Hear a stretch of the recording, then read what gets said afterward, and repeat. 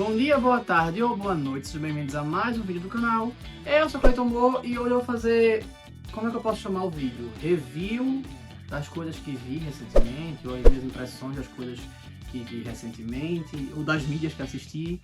Enfim, vou falar aí do filme de Heartstopper, do filme de Aang, da série de Aang e do filme de Homem-Aranha.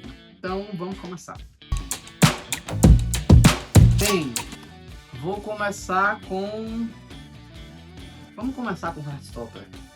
Bem, Heartstopper, que inclusive foi o último que eu assisti desses que eu falei. O que eu achei desse filme? Bem, primeiro eu já acho que é uma série meio... é boa, tá, é boa, mas eu não fico eufórico com essa série e tal. Logo da primeira temporada é um negócio muito surreal, muito, nossa, maravilha, ou talvez o que a comunidade LGBT gostaria de ter vivido, né? Merecemos, mas não temos, né? Infelizmente. Não me diga isso. Infelizmente, então assim, eles entregam uma coisa ali que é um pouco surreal. Depois eles vão tratando uma coisa um pouco mais real aqui e ali, os problemas, uma coisinha ou outra. E aí chegamos ao filme. Quando a gente chega no filme, o que acontece? O enredo eu achei um pouco... Eu não li as HQs, tá? Então eu vou falar pelo que eu vi da série e do filme.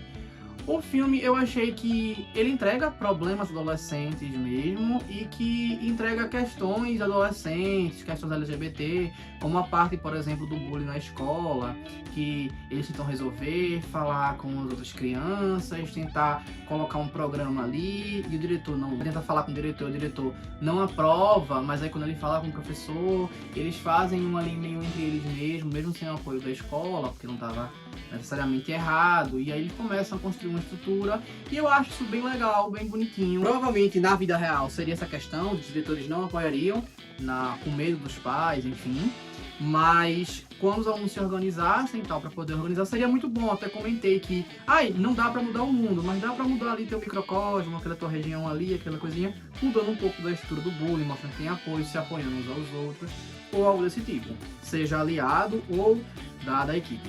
A pauta trans eu também achei bem relevante, falando ali, né, principalmente o contexto da Inglaterra e tal, o que já fica mais, né, por causa dos problemas que estão acontecendo e perder os direitos, essas coisas, eu também achei isso bem legal.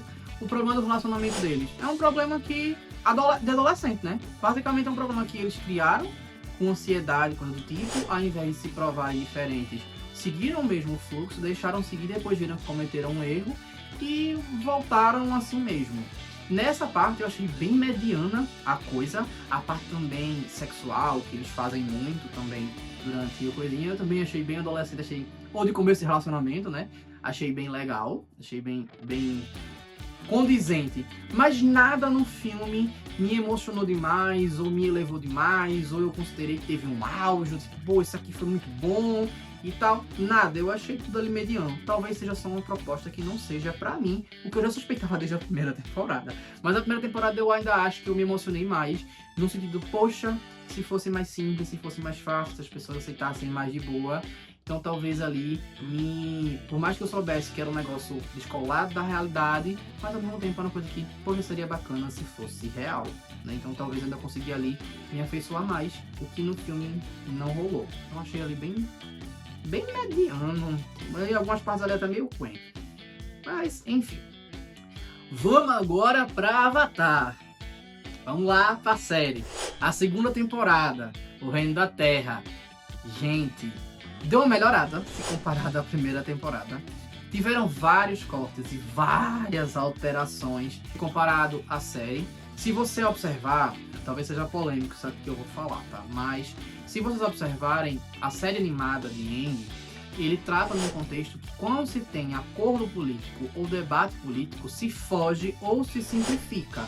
Não simplifica no ponto de vista de ser conveniência de roteiro, mas do ponto de vista de não vamos nos aprofundar disso e vamos dar um caos maior para que isso fique abaixo e a gente consiga resolver de uma forma mais simples, mesmo sem ser simplória, né? Ela é simplista, mas não é simplória. Então ela fica ali numa situação que Dá pra dizer, se você for assistir com cuidado mesmo, você vai ver. Talvez por isso estranhe muito Korra, porque Korra não tem medo dessa parte política e fala muito dessa parte sociológica e tal. Até nas HQs também fala muito. Se você for ler os livros, Kyoshi também fala muito, Yang Chen fala muito. Então assim, acabam se falando realmente, mas em Aang isso não acontece. Eu sei que o contexto de guerra dá esse álibi para evitar, mas em alguns momentos isso não rola, como por exemplo a conversa de Azula com o ministro da cultura de Ba Sing Se, esqueci agora o nome dele, meu Deus do céu. Enfim, o nome dele não tá vindo na mente agora, é que eu já gravei muitos vídeos hoje. Mas enfim. E aí na série tem essa conversa, tem esse diálogo, tem umas partezinhas que eu achei legal.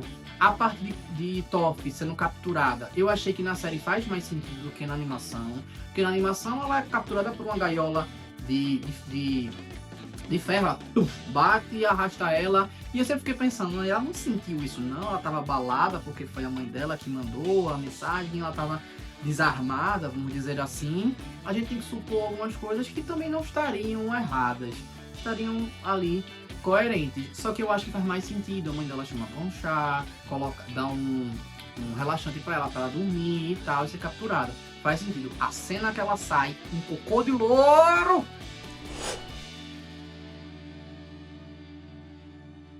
Que negócio ruim! Pelo amor de Deus! Era como se ela já soubesse dominar metal e simplesmente naquele momento foi que ela vou usar agora. Horrível, minha gente, horrível. Por favor. Horrível, não vamos falar da fala, eu tô falando do contexto como um todo. Péssimo. Tiveram alguns resumos, a postura da serpente, eu já também não gostei muito porque Toph não tava, então não tinha cena, mas eu entendi que foi por causa de não ia ter aquela parte do pilar que ela faz, né, e Katara faz o caminho de gelo, que só caçava ela e tal, não ia ter essa parte, ia ficar muito caro pra fazer e tal. Então aí eu entendo, não acho que ficou ruim, mas não é que, sabe, pra mim faltou um tchan, porque dava mais um tchan essa parte. Porque basicamente eles passam pro outro lado e eles voltam pra batalhar pra serpente. Pra quê? Pra quê? Distrai ela um pouquinho, o povo vai embora e é isso, galera. Precisava fazer ela bater lá e tal como um nome? Não, porque no outro eles estavam cruzando ainda. Enfim. Tá. Enfim. E aí tiveram algumas alterações também que eu gostei, outras eu não gostei. O rei, que já quase não aparece na série, ficou praticamente nulo, praticamente não aparece o Rei Kuei.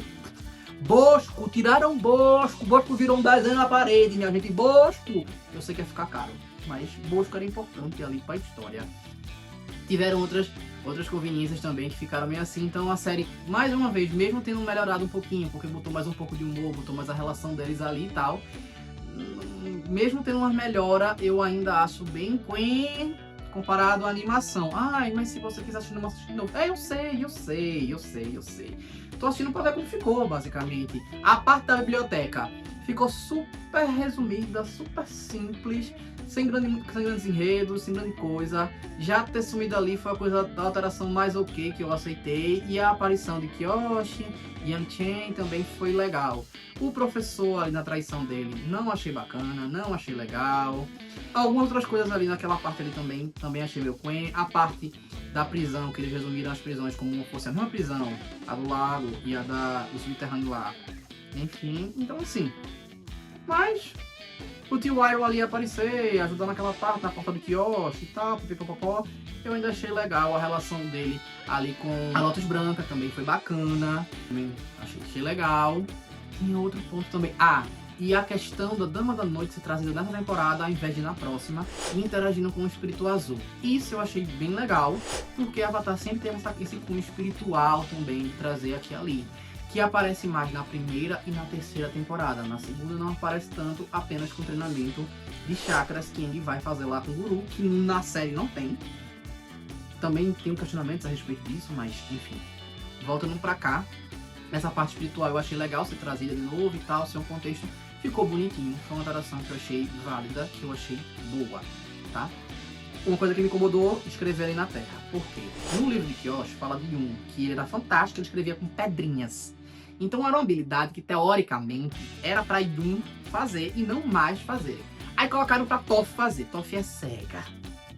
Não era pra ela conseguir fazer. Aí na parte da biblioteca dá a entender que ela lê com alto relevo. Então ela aprendeu ali como se fosse um braille. Beleza, vamos passar esse pano. E a pessoa aleatória que escreve no muro. Inclusive tem uma parte que fica vermelha. Pelo amor de Deus, né? Das Totoff, beleza, uma pessoa aleatória. Aí essa eu não sei por que essa alteração, mas ok, sigamos, né? Porque falam que isso é um tipo de dominação muito difícil dali. E a parte final da história, ali com Azul e Zul e tal, que em modo de Avatar, ele não foi abatido instantaneamente, ele batalhou, deu um soco nela. Essa alteração também eu achei legal, dele batalhar um pouco, ainda teve um negócio. Mas tiraram a Katara Tsunami, que pra mim não faz sentido tirarem. É aquele momento que ela se vira lá tudo, vai. É lindo! Como assim tirar essa parte? Ai, sei lá, minha gente, dava pra fazer. Eu acho que dava pra fazer. Fonte. Não foi preciso. Enfim, é isso. E aí, quanto ao filme, o filme de Avatar eu achei muito bom. Eu fiz um vídeo falando do que ele trouxe de novo, então eu vou ignorar essa parte aqui agora, tá? Então depois assistam um outro vídeo. Mas eu achei que o filme trouxe um contexto bom, trouxe uma realidade boa. Como até Fernando falou, foi muito legal Taga interagir com ele, ensinar algumas técnicas novas, assim, velhas no caso, de dominação de ar pra ele. Porque ele aprendeu mais alguma coisa, não ficou dependente apenas do que ele aprendeu e do que ele inventava. Teve um problema ali que eu achei que foi aquela bola de ar que ele faz. Que Taga também faz, porque teoricamente quem inventou aquele golpe foi Aang, que é falado, a bolinha de ar. Mas enfim, então achei isso aí um pouquinho, não sei o que quiser dizer com isso aqui, mas enfim. Mas achei legal essa interação, essa coisinha. Eu achei que esse personagem era pra ser forte? Era pra ser forte. Agora precisava ele abater toda a equipe Avatar de uma vez, praticamente. E ali eu achei muito. Tá, tudo bem ele conseguir, mas a batalha tem que ser mais longa, ele tem que sair mais debilitado, tem que ser um negócio mais complicado. A batalha final dele com ele, que ele praticamente vira um Jin, ainda beleza. Mas eu achei que o time Avatar, não que eles foram enfraquecidos, mas que levaram muitos competidores com ele, né? Tipo, eles ficaram, o Taga ficou muito acima deles, que ele conseguiu manobrar ali os 4 de um jeito que não vai ficar assim. De onde vem essa força, essa agilidade, meu filho? Pelo amor de Deus. Estava congelado esse vídeo, teu músculo deveria ter atrofiado. Mas vamos supor que ele estava só parado no espaço-tempo e continuou igual, né? E falam também, tem toda aquela passão de pano. Foi no auge da época dos nômades do ar, piriri pororó. Então, enfim, aconteceu ali. No final, aqueles novos dobradores que conseguem bater de frente com a equipe de Aang, eu também acho um pouco forçado, era pra ser... Mas também tudo bem que não era pra ser derrotados logo, porque mostra logo no começo que eles eram habilidosos. Então, eles só ganham a dominação pra poder amplificar uma coisa que eles já eram. Mas eles não saberiam controlar a dominação. Não é como se qualquer pessoa que recebesse a dominação já saísse. Sim, não teria escolas, o treinamento. Katara logo no começo, ela teve que aprender sozinha, teve dificuldade de aprender. Mas depois que ela entendeu o fluxo de como funcionar, foi que ela começou a crescer, a desabrochar, porque ela tinha esse entrave de entender como era o fluxo. Esse povo deveria ter tido esse entrave também. A gente tem que entender que aquele cajado dava também essa capacidade de entender o próprio fluxo da dominação de ar. Porque, enfim. Fora que eles usam também, que é uma coisa que não foi falada no filme, é que na Lenda de Kyoshi, no livro, fala que a dominação de ar, ela é ligada ao espiritual, também tem outras mídias que falam, né? É ligada ao espiritual, e quando você usa de um modo muito agressivo, deturpado, ela muda de estilo, ela muda de base, não fala se melhor ou se pior, mas que ela fica mudando o que você sente, levando em consideração como se fosse alguma coisa mais fluida que você fosse sentindo ali. Então, se é um negócio que simplesmente a sua postura muda, a sua postura psíquica muda a dominação, não é um negócio tão fácil de dominar assim não, né? Mas não vou passar esse pano aqui pro filme, porque no geral o filme foi bom. E trouxe novidades muito boas, inclusive, que eu até falei no outro vídeo. Vamos lá assistir. Bem, se estão gostando, curtam, comentem e compartilhem, se inscrevam no canal, né? Agora eu vou ali pro último, mas é como eu falei, se qualquer coisa assim, Avatar mesmo, vai dar uma assistida ali, tem outro. Olha as playlists pra ver se tem uma coisa que lhe agrade, por favor, a gente tá precisando de visualização. Bem, o último é o filme de Homem-Aranha. Então, o filme do Homem-Aranha, eu achei o quê? Eu gostei. Eu achei um filme bom, eu achei que seguiu um roteiro bom, eu achei que seguiu uma linha de raciocínio boa, tá?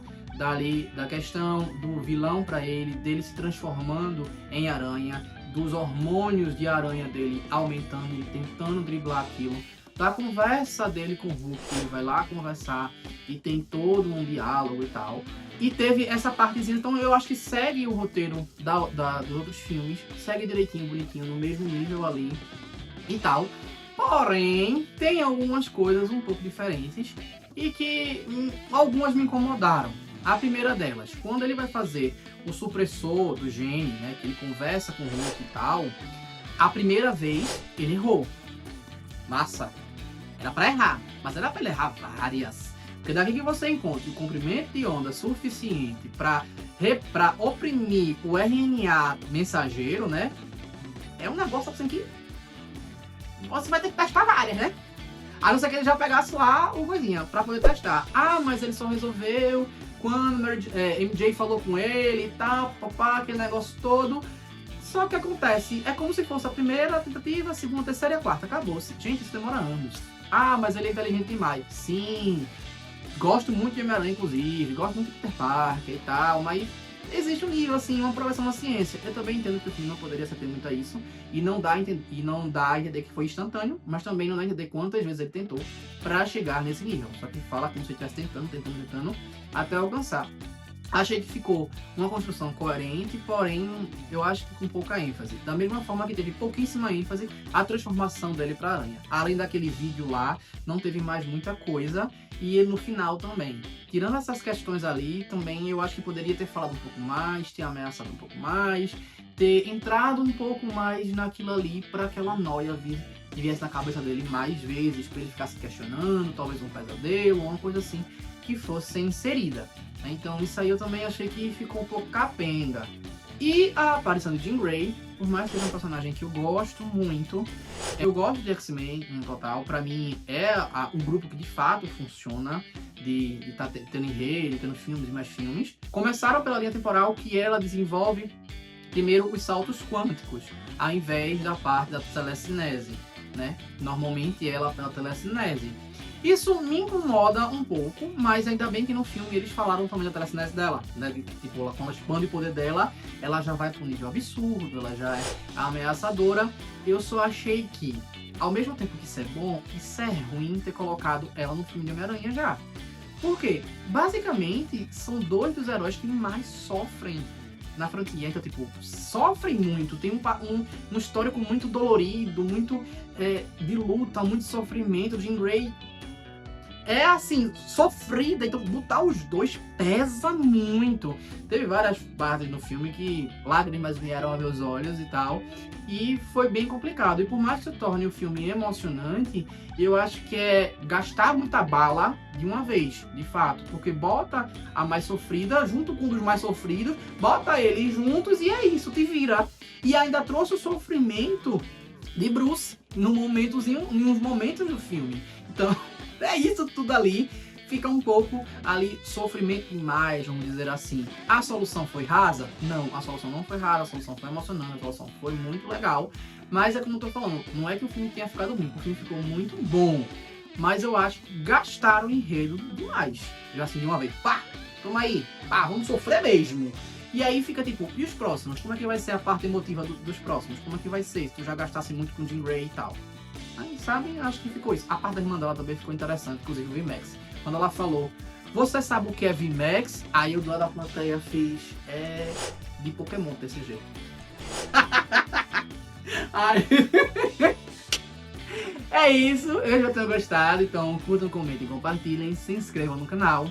E se não sabem o que escrever, escrevam TCG, né? Porque chegou no final, né? TCG. E é isso, valeu!